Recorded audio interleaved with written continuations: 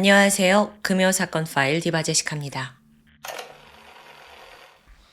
대한민국에는 모두가 잠든 새벽에도, 아니, 우리가 밥 먹고 자고 출퇴근하는 하루 24시간 내내 경계태세를 늦추지 않고 언제든 튀어나갈 준비를 하는 사람들이 존재합니다.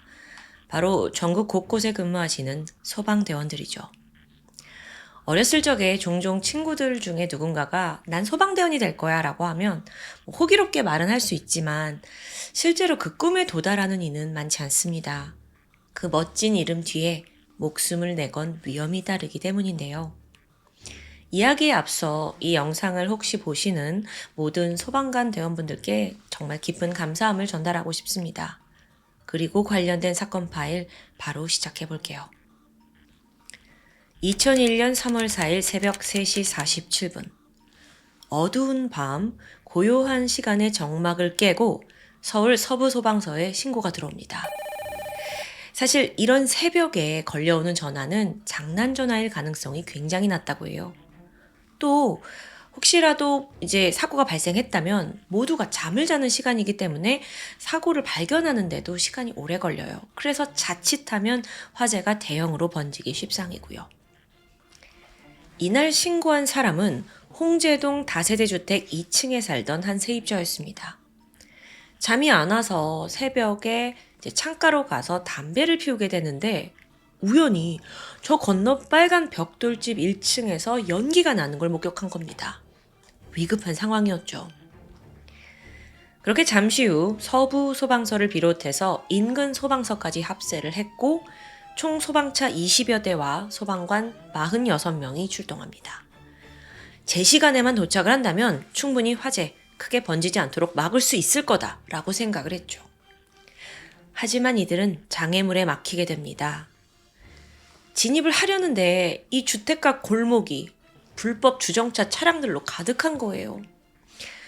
저 앞에 지금 불이 난 현장까지 고작 150m밖에 안 남았거든요. 근데 이 차를 다 뚫고 소방차가 진입하는 건 불가능했죠.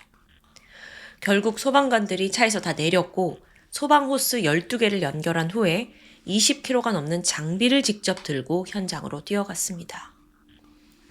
도착을 해보니까 화재는 이미 최고조에 달한 상태였어요. 막 창문 밖으로 불길이 무섭게 솟구치고 있더라고요. 대원들이 소리를 쳤죠. 사람부터 구해야 돼! 몇 명 있는지 확인해! 다들 신속하게 구조 작업을 했고 그렇게 시작한 지 5분 만에 천만다행으로 이 집에 있는 주인과 세입자들까지 총 7명이 무사히 대피하게 됩니다. 너무 다행이에요. 그런데 이때 누군가가 울부짖어요. 아이고, 제 아들이 저 안에 있어요. 제발 살려주세요. 그녀는 집주인 중년 여성 A씨였습니다. 자신의 아들인 32살 최 씨가 지금 안에서 빠져나오지 못하고 있다면서 막 발을 동동 굴러요. 대원들이 바로 가서 안심을 시켰고요. 구조 1팀에 속한 3명의 대원들이 다시 화재 현장으로 들어가게 되죠. 집안에 아직 불길이 있었어요. 구조만 하고 불을 잡은 건 아니니까. 내 생명을 구해야겠다라는 일념 하에 수색을 이어가는데 이상합니다. 안에 사람의 흔적이 없는 겁니다. 그래서 결국에 구조 1팀이 밖으로 나와요. 그러자 집주인 A씨가 막무가내죠. 분명히 아들이 안에 있다는 거예요. 그래서 막 대원들도 잠깐 고민을 하다가 직업적인 원칙을 다시 한번 상기합니다. 안에 사람이 있을 수 있는 일말의 가능성, 이걸 간과할 수 없었습니다. 결국 구조 1팀을 포함한 총 7명의 소방관들이 다시 위험한 불길 속으로 뛰어들었죠. 안에 내부 온도가 너무도 뜨거웠어요. 게다가 화염 때문에 한 치 앞도 보이지 않는 정말 위험한 상황인데 대원들은 안방, 화장실, 주방까지 꼼꼼히 살폈죠. 근데 여전히 아무도 없는 거예요. 그래서 돌아가려고 했는데 정말 마지막으로 권대원을 포함한 2명의 소방관이 보일러실을 확인하기를 자청합니다. 그러니까 얼른 보고 오겠다. 사실 아직 거긴 수색을 못했거든요. 그러면서 지하로 향했죠. 이후 대원들은 계단 내려가는 곳, 보일러실까지 모두 살폈어요. 여전히 최 씨는 보이지 않아요. 다들 여기까지만 해. 이제 나가자. 새벽 4시 17분 대원들이 포기를 하고 지하실을 빠져나오는 순간 쾅! 굉음이 울려 퍼졌습니다. 여기가 노후된 건물이라 불길을 더 이상 버티지 못하고 건물이 한순간에 와르르 무너져 내린 겁니다. 그리고 끔찍하게도 당시 내부에 있던 7명의 대원들은 모두 건물에 매몰되었죠. 그 외 다른 대원들도 날아온 잔해에 맞아서 부상을 입고 쓰러져요. 지금 눈앞에 폭삭 무너져 있는 건물 앞에서 현장에 있던 모든 대원들은 망연자실했고 울부짖었습니다. 동료들을 구해야 해요. 자, 바로 정신을 차리고 밖에 있던 소방관들이 현장으로 다시 뛰어 들어갑니다. 근데 문제가 있죠. 건물 안에는 이미 유독가스가 가득한 거예요. 근데 이게 매몰되어 있는 그 대원들이 착용한 산소통이 한 25분 정도 숨을 쉴 수 있는 양이었거든요. 그러니까 구조작업을 하러 들어갔지만 이것조차 신속하게 이루어지지 않으면 매몰된 대원들의 목숨을 보장하기 어려운 상황이었습니다. 한편 이 대형 사고의 소식이 전해지자 서울과 수도권 각지의 11개 소방서에서 약 250여 명의 소방관들이 빠르게 모여들었어요. 이 현장의 가장 큰 문제가 뭐냐? 거대한 콘크리트였죠. 지금 사람이 깔려있는 상황에서 섣불리 중장비를 동원할 수도 없고요. 애초에 길목에 그 불법 주정차된 차 때문에 중장비도 접근도 힘들어요. 결국 어떤 일이 벌어지냐면 소방관들이 삽과 곡괭이 들고 직접 구멍을 뚫기 시작했죠. 그때가 이제 눈이 막 오는 그런 영하의 날씨였는데 다들 땀을 뻘뻘 흘리며 구조 작업이 이어졌습니다. 그리고 시작한 지 50분 만인 새벽 5시쯤 다행히도 현관 쪽에 있던 한 명의 동료를 구조하게 돼요. 너무 기쁘죠. 근데 대원들은 깃발 새도 없어요. 다시 구조에 집중했습니다. 아직 6명의 대원들이 남아있으니까요. 그렇게 계속 작업이 이어졌고 어느덧 아침 7시가 되는데요. 아까 첫 번째 대원 구조하고도 지금 2시간이 지난 거예요. 이때쯤 되니까 한 사람 정도가 기어서 갈 수 있을 정도의 지하 통로가 확보됩니다. 그래서 대원들이 바닥을 기다시피 돌아다니면서 동료들을 찾아 나섰죠. 그렇게 30여 분에 걸친 작업 끝에 7시 34분입니다. 가장 먼저 이승기 소방관을 구조했어요. 그리고 3분 뒤 김기석 소방관이 밖으로 나왔습니다. 곧바로 박준우 소방관, 박동규 소방관, 장석찬 소방관과 박상옥 소방관까지 모든 6명의 대원들을 구해낼 수 있었습니다. 하지만 문제가 있죠. 이들은 모두 정신을 제대로 차리지 못한 채 아주 위중한 상태였다는 거예요. 구조를 했다는 기쁨도 잠시 6명의 앞에 발견된 대원까지 총 7명이 모두 들것에 실려서 인근 병원으로 신속하게 이송되었습니다. 그런데 아직 한 가지 의무가 남아 있어요. 집주인 아들 최 씨를 아직 못 찾았잖아요. 그래서 그때 이후로도 1시간 30분가량 구조가 추가로 더 진행됐습니다.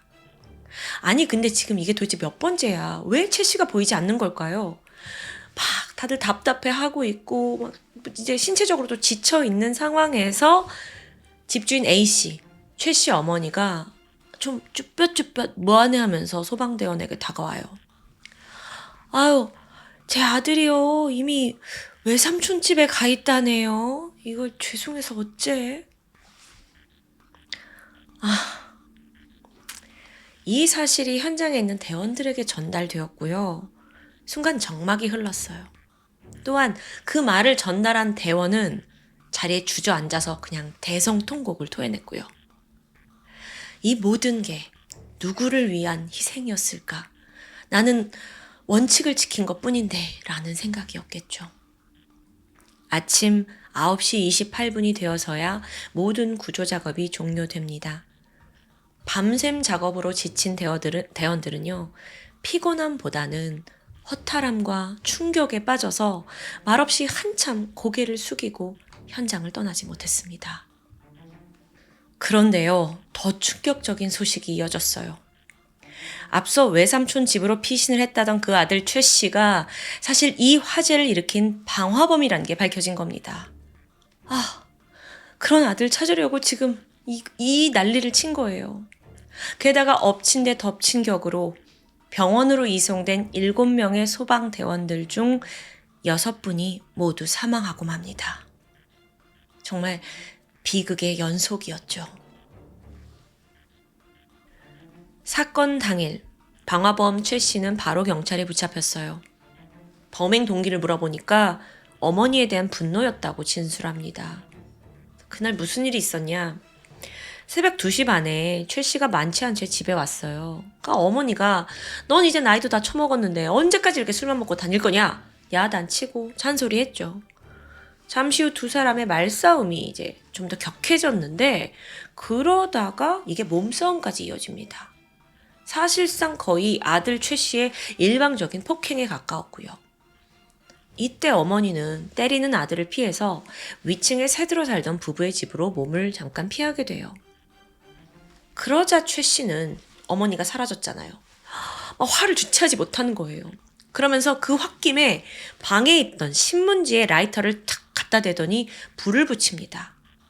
왜 이런 바보 같은 짓을 했는지 모르겠는데 그 불이 붙으면서 약간 사람은 순간 긴장을 하잖아요. 근데 그걸로 잠시 스트레스를 풀려고 했던 게 아닌가 싶어요. 근데 문제는 신문지에 불이 붙으면서 확 이게 종이를 확 태워버립니다. 그 놀란 최 씨가 짚지 못하고 바닥에 떨어뜨려 버리죠. 이후에 불이 이불로 붙더니 예상보다 빠르게 막 번지는 거예요. 제어할 수 없는 상황이었어요. 최 씨가 덜컥 겁에 질리더니 우물쭈물하다가 그대로 둔 채 집 밖으로 뛰어나갑니다. 지 혼자 친척 집으로 그냥 도망간 거예요. 이 사실을 몰랐던 이제 집주인이자 엄마 A 씨는 일단 피신을 했지만 우리 아들 갇혀 있습니다 라고 애원했던 거고요. 그리고 그게 결국 6명의 무고한 소방관들의 목숨을 앗아가고 말았죠. 정말 너무 가슴이 아픕니다. 사건이 벌어지고 나서 검찰은 범인 최 씨를 방화죄뿐만 아니라 어머니를 폭행한 죄도 물어서 존속 상해 혐의로도 기소를 합니다. 이제 맘 같아서는 소방관들의 죽음에 대해서도 책임을 묻고 싶지만 사실상 좀 힘들죠. 엄밀히 말하면 그들은 사고에 의한 죽음이었으니까요. 근데 이게 정말 말이 되는가 싶어요. 왜냐면 그 사고 자체가 어쨌든 화재로 발생한 거니까요. 어쨌든 재판을 거쳤고요. 결국 범인에게 내려진 처벌은 징역 5년이었습니다. 어떻게 된 일인가 싶어요. 네, 놀라셨죠? 보니까 재판부가 심신미약을 이유로 감형을 해줬다고 해요. 그가 1989년부터 정신질환을 앓고 있었고 3차례나 입원한 그 전력이 있었기 때문입니다. 네, 그걸 무시할 순 없죠. 그럼 유가족들의 마음은 어땠을까요? 얼마나 분통 터지냐고요. 여러분, 그래도 희망적인 소식이 남아 있습니다. 사실 오늘 이 홍제동 방화 사건의 비극은요, 결론적으로는 한국 소방계를 180도 변화시키는 중요한 계기가 됩니다. 그 당시 소방관들의 근무 환경 상당히 열악했어요. 그리고 더 충격적이게도 그날 화재 현장에 투입된 소방관들이 뭐 입고 있었는 줄 아세요? 방화복이 아니라 거의 우비와 유사한 소재인 방수복을 입고 있었다고 합니다. 왜 그걸 입고 들어가냐? 예산이 부족해서 개당 120만 원인 방화복 대신에 개당 8만 원짜리 방수복이 지급된 거예요. 아니, 다른 것도 아니고 장비 중에서도 옷은요. 이분들의 안전, 목숨과 직결되는데 지금 돈 때문에 8만 원짜리 준 거예요.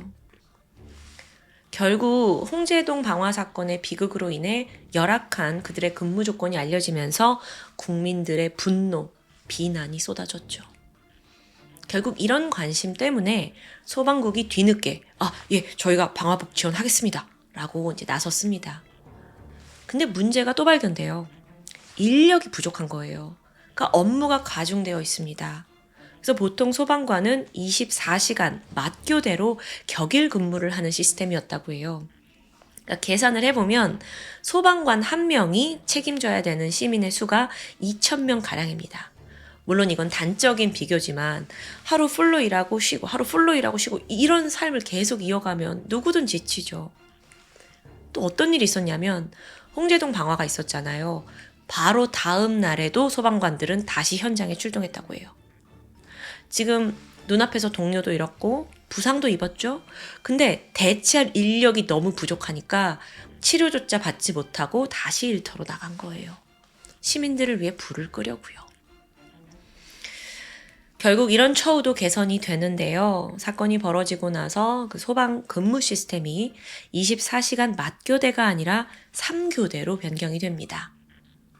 여러분, 2025년 지금 시대에 생각하면 너무도 당연한 것들이 그때는 소 잃고 외양간 고치기 식으로 비극이 터지고 나서야 개선된 겁니다.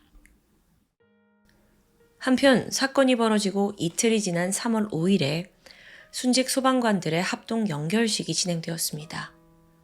분향소에는 3일 동안 3만여 명의 시민들이 모여들었고요.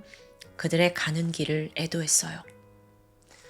소방장 박동규, 소방교 김기석, 소방교 김철옹, 소방사 장석찬, 소방교 박상옥, 소방사 박준우. 그날 이제 분위기는요.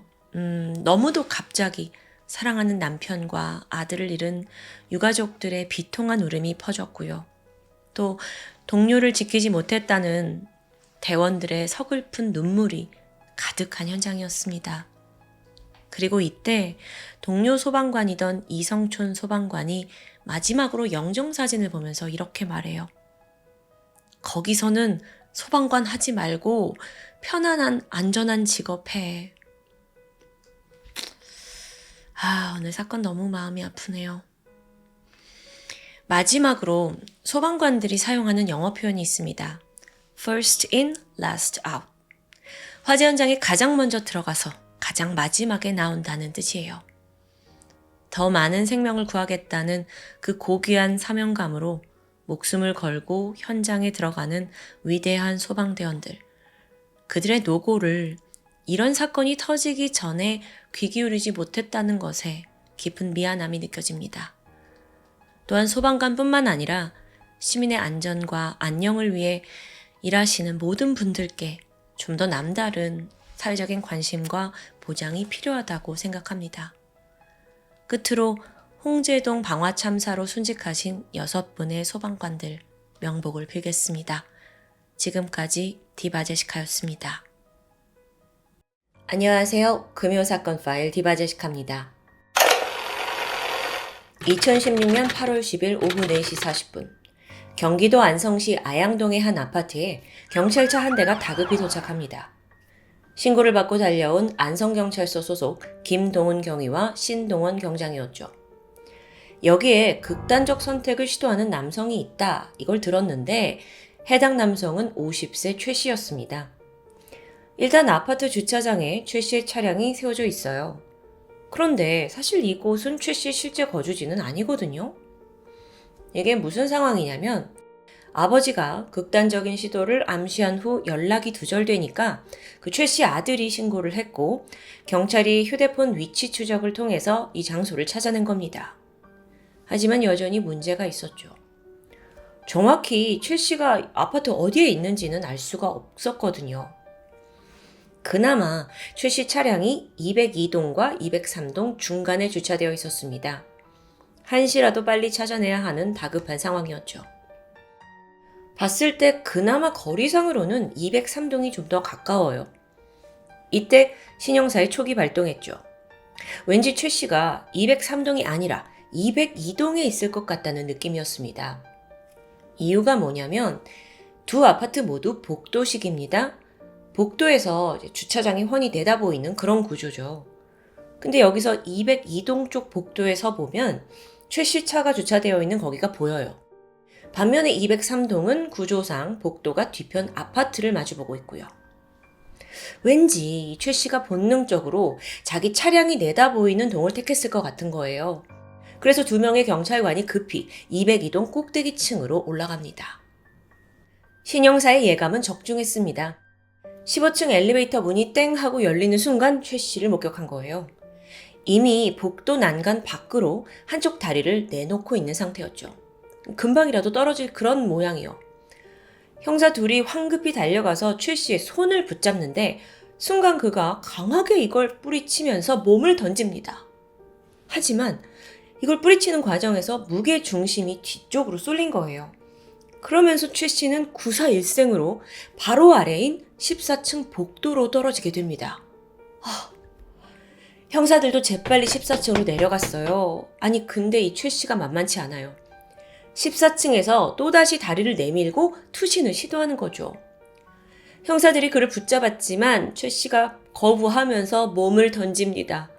아니 근데 이게 무슨 운명의 장난일까요? 아까와 똑같은 상황이 벌어졌어요. 한층 아래 13층 복도로 떨어진 거예요. 형사들이 잽싸게 달려갔고 이번에는 그가 미처 난간을 넘기 전 몸을 꽉 끌어안아서 제압하는 데 성공합니다. 여러분, 이 모든 일이 불과 5분 만에 벌어진 사건입니다. 그렇게 최 씨는 형사들의 기지로 겨우 목숨을 건지게 되죠. 그런데 이 최 씨라는 사람이 이미 소량의 제초제를 마신 상태더라고요. 이게 생명에 지장이 갈 정도는 아니었지만 정말 죽으려고 작정한 거죠. 그런데 여기서 반전이 있습니다. 형사들에게 최 씨는 이미 낯익은 사람이에요. 바로 10일 전 안성에서 발생한 화재 사건의 최초 신고자였기 때문입니다. 과연 그 사이 최 씨에게 무슨 일이 벌어졌던 걸까요?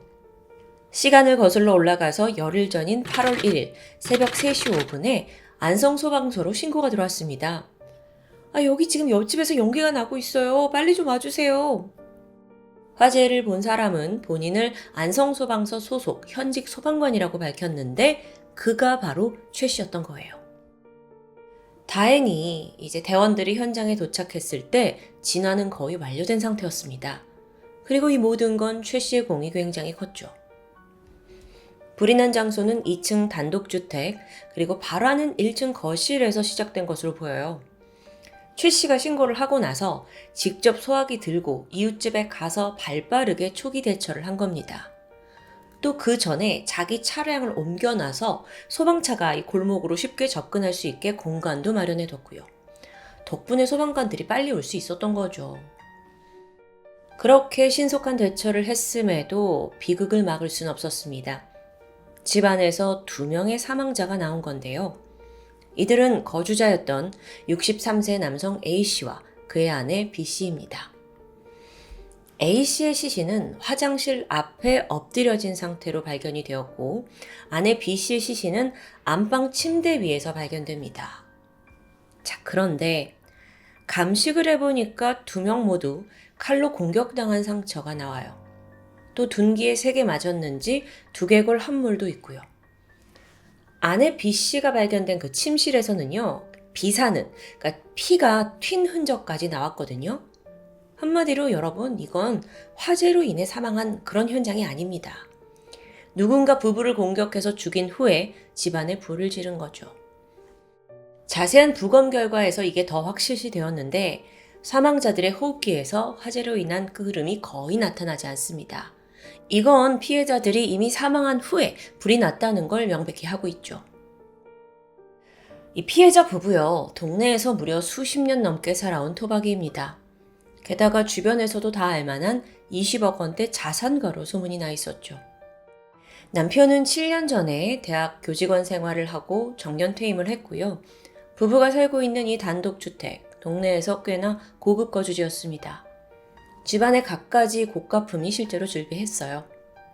그리고 또 집안에서 누군가 물건을 드신 흔적까지 나오면서 경찰은 부부의 재산을 노린 범행으로 가닥을 잡게 됩니다. 그렇게 수사를 하던 중 유의미한 정보가 입수됩니다. 사건이 있기 2주 전 이 같은 마을 또 다른 주택에서 주거 침입 미수 사건이 있었다는 거예요. 이게 왜 특이하냐면 이 동네가요, 일명 범죄 없는 마을? 이걸로 유명했어요. 지난 몇 년간 강도, 절도 단 한 번도 발생하지 않았고요. 그런데 불과 며칠 사이에 주거 침입 미수의 강도살인, 방화까지? 이건 지역 특성상 동일범의 소행일 확률이 매우 높습니다. 실제로 이 미수 사건이 벌어진 주택은 피해자들의 집과 5분 거리, 굉장히 가깝죠. 또 그 집은 마당 딸린 고급 주택이고요. 수사에 투입된 프로파일러는 이걸 종합해서 다음과 같은 결론을 내렸습니다. 범인이 금전적인 동기를 가진, 그리고 해당 동네에 익숙한 면식범이라는 겁니다. 여기까지 단서를 잡은 경찰이 본격적인 범인 수색에 나섰습니다. 그런데 이 숨진 부부의 평판이 워낙 좋았어요. 주변에 아기를 가진 사람 도저히 찾을 수 없었죠. 가족관계로는 부부에게 아들이 2명 있었는데 큰아들은 착실한 시청 공무원, 또 작은 아들도 성실한 교사로 서로 간 사이도 좋고 금전적인 문제도 전혀 없었습니다. 그렇게 어느덧 열흘이라는 시간이 지난 8월 10일, 엉뚱하게도 방화 사건의 최초 신고자인 소방관 최 씨가 극단적인 시도를 하겠다는 소동을 벌인 겁니다. 그런데요, 알고 보니 그는 생전 피해자들과 무려 40년 가까이 알고 지낸 사이더라고요. 그만큼 매우 가까웠겠죠? 그럼 혹시 소방관으로서 그들을 구하지 못했다는 죄책감 때문이었을까요? 당시 최 씨를 구출해서 병원으로 이송하던 구급차 안에서 형사들이 도대체 왜 이랬냐라고 묻게 됩니다. 그러자 최 씨가 담담히 말했죠. 제가 못할 짓을 저질렀습니다. 그동안 숨겨온 진실. 그가 바로 이웃집 부부를 살해하고 불까지 지른 방화살인범이라는 자백이었습니다. 범행 동기가 뭘까요? 그건 앞서 프로파일러들의 분석과 정확히 일치했어요. 그에게는 약 2억 6천만 원 상당의 도박빚이 있었습니다. 공무원, 그것도 소방관이 이렇게 큰 도박빚이 있다는 게 좀 놀라운데요. 최 씨가 5년 전인 2009년부터 동료 소방관 5명과 함께 일명 섰다라고 하는 불법 도박을 즐겼다고 해요. 심지어 판돈이 적게는 50, 크게는 300만 원까지 달하는 꽤 큰 규모의 도박입니다. 횟수가 점점 늘어났고 어느덧 최 씨 앞에는 빚이 차곡차곡 쌓여갔죠? 처음에는 이걸 대출을 받아서 판돈을 해결했어요. 그러다가 제2, 제3, 사채까지 손을 대기 시작합니다. 아니 그러다 보니 매달 원금과 함께 갚아나가야 할 이자만 550만 원에 달했고요. 근데 그러면서도 가족한테는 일절 이런 도박에 대한 상황을 말하지 않았다고 해요. 이거 생활비까지 충당하다 보면 월급으로는 도무지 감당이 안 되죠. 그렇게 쪼들리던 최 씨는 결국 강도를 계획합니다. 한 동네에 오래 산 덕에 최 씨는 그 이웃 집집마다의 형편을 다 잘 파악하고 있었어요. 그 중에서도 부잣집만을 타겟으로 잡았고요. 7월 19일 새벽 3시 13분, 최 씨는 복면을 쓰고 둔기를 챙기고는 미리 점 찍어둔 그 부잣집 집의 담을 넘었습니다. 마당에 보니까 CCTV가 있어요. 이걸 검정 락카 스프레이로 칙 뿌렸죠. 그렇게 순조롭게 집 안으로 침입하려던 순간 삐용 하고 보안 시스템이 작동한 겁니다. 요란한 소리에 최 씨도 놀라서 황급히 도망쳤고 그렇게 첫 번째 범행은 미수에 그치고 말았습니다. 하지만 그는 멈추지 않았죠. 문제의 8월 1일 새벽 3시 마찬가지로 이번에도 복면 쓰고 자신의 바로 이웃집 담장을 넘은 겁니다. 그날따라 하필 이 집안과 연결이 되어 있던 창고의 문까지 열려 있더라고요. 최 씨는 옳다구나 싶어서 수월하게 그 집에 들어갔죠. 안방 문을 열었습니다. 그래서 돈 될 만한 게 뭐가 있나 막 찾으려던 순간 자고 있던 아내 B 씨와 눈이 마주칩니다. 뭐야 하면서 이제 아내가 깨어났어요. 그러자 당황한 최 씨는 그녀 머리에 그대로 망치를 휘둘러요. 아내는 기절합니다. 그런데 여기에서 소란을 일으켰잖아요. 이걸 감지하고 다른 방에 있던 남편 A씨가 뛰쳐나왔어요. 그러다 화장실 앞에서 범인 최 씨와 맞닥뜨리거든요. 둘 사이에 몸싸움이 벌어집니다. 하지만 A씨 역시 목에 칼을 찔리며 현장에서 숨을 거두고 말았죠. 최 씨는 A 씨의 사망을 확인한 후 다시 안방으로 들어갑니다. 그리고 그때까지 아내 B 씨는 사실 숨이 붙어 있었거든요. 그녀를 칼로 한 번 더 찔러서 사망을 완전히 확인해요. 이후 작은 방에서 거실까지 기름을 붓고 불을 붙였습니다. 그리고 자기는 황급히 밖으로 빠져나와서 직접 화재 신고를 했던 겁니다. 그날 최 씨가 사람을 둘씩이나 살해한 후 들고 나온 금품은 전혀 없었습니다. 사실상 강도짓은 실패한 거죠. 그는 사건 직후 아무 일도 없었다는 듯 소방서로 정상 출근했는데 이틀째부터는 연차 내고 출근하지 않았다고 해요. 그런데 정말 뻔뻔하게도 피해자들의 장례식장에 찾아가서 조문을 합니다. 마침 이때 그의 행동이 좀 특이했는데 막 괜히 묻지도 않은 이야기를 혼자서 떠벌리는 거죠. 내가 이 화재 신고의 최초 신고자였고 또 이렇게 해가지고 화재 진압에 내가 꽤 큰 도움을 줬다. 근데 경찰이 나한테 참고인 조사를 받으라고 하는데 이게 맞는 거냐. 귀찮아 죽겠다. 이거 도둑이 제발 저린다는 그거 딱이죠. 하지만 하루하루 지날수록 최 씨는 생각보다 이 수사망이 좀 빠르게 자신을 향해 좁혀온다는 걸 깨닫게 돼요. 왜냐면 범행에 이용한 흉기를 인근 도로변에 유기했었거든요. 근데 그걸 경찰이 찾아낸 거예요. 최 씨는 압박을 느끼기 시작했죠. 그리고 결국 극단적 선택을 하기로 한 겁니다. 맨 처음엔 아버지 산소에 가서 제초제를 마셨어요. 근데 예상과 달리 몸에 이상이 나타나지 않는 거예요. 그러니까 차라리 내가 투신을 하자 결심을 하고 가까운 아파트로 향했다가 덜미를 붙잡힌 상황. 그렇게 살인자백으로 검거된 최 씨는 강도살인, 방화죄, 거기에 상습 도박 혐의로 재판에 넘겨집니다. 법정에선 그는 자신이 왜 그런 범행을 저질렀는지 나조차도 이유를 모르겠다라고 언급했어요. 피해자들과 눈이 마주친 후 내가 제정신이 아니었다. 너무 무섭고 두려웠다. 이런 변명을 늘어놨고요. 하지만 좀 앞뒤가 맞지 않는 부분이 있죠. 앞서 말했듯이 최 씨는 이 이웃과 무려 40년 가까이 알고 지내면서 가족만큼 가까운 사이였습니다. 만약 그가 정말 절도만을 계획했다면 이웃 부부가 집에 없는 시간을 노릴 수도 있지 않았을까요? 굳이 그들이 집에 자고 있는 시간에 그것도 흉기를 가지고 들어갔다? 이건 살인의 의도가 다분해 보입니다.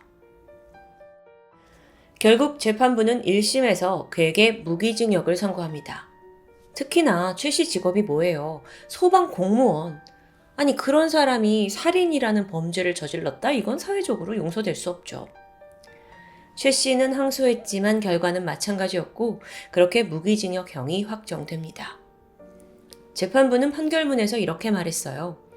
이 범행에는 감형할 만한 사정을 발견하기 어렵다. 유족들은 엄청난 고통 속에 최 씨에 대한 엄벌을 탄원하고 있다. 한편 지금껏 그와 함께 도박을 했던 그 동료 소방관들, 그 사람들 또한 재판에 넘겨졌습니다. 1,000만 원의 벌금형만 내려졌는데 공무원직은 그대로 유지되었다고 해요.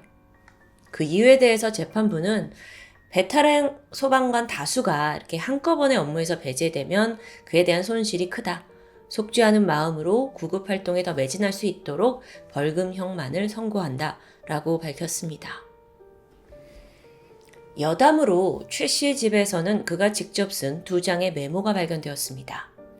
첫 번째 장에는 충동, 괴물, 빚, 책임, 내가 누구인지, 겉과 속이 다른 사람, 내 마음속에는 악마가 있는 걸까? 이런 글귀가 적혀 있었어요. 굉장히 혼란했던 마음이 잘 드러나고 있죠. 또 두 번째 장에는 나를 아끼는 사람들에게 미안, 참으려고 애썼는데 참을 수가 없었다 라는 글도 발견됩니다. 평소 최 씨는 도박에 중독되어 있었습니다. 그렇다면 이 문구에 나타난 대로 충동에 굉장히 약한 사람이었을 거예요. 처음에는 돈에 대한 충동으로 시작했지만 그게 결국 살인 충동으로까지 번진 이 엔딩이 돌이킬 수 없는 범죄로 이어진 거죠. 그것도 수년간 얼굴을 맞대고 살았던 자신의 이웃에게요. 지금 이 순간에도 자기 목숨을 걸고 타인을 구하고자 하는 우리의 영웅 소방관. 그런데 최 씨는 그런 명예로운 소방관들의 이름에 먹칠을 했고 또 그들을 모욕하고 말았습니다. 게다가 자신의 아내와 자식들에겐 부끄러운 아버지로 남고 말았죠. 소방관 영웅의 몰락. 지금까지 금요사건 파일 디바제시카였습니다.